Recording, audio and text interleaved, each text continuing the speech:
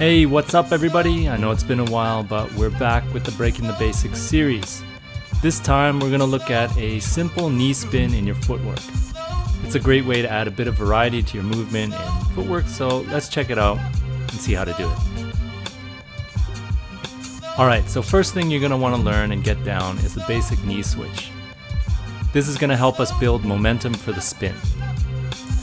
Another movement that might help out is getting down a basic pretzel, because that sweeping motion is going to carry through into the spin. If you don't know how to do any of these moves, I'll link some of the older tutorials in the description below.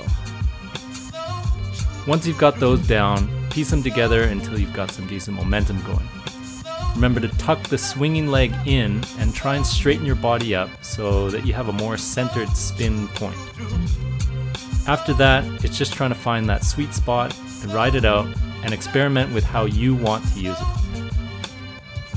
I hope this video was helpful, and let me know in the comments what you thought of the new voiceover style. Remember to like and subscribe if you enjoyed the video, and we'll see you in the next one. Peace.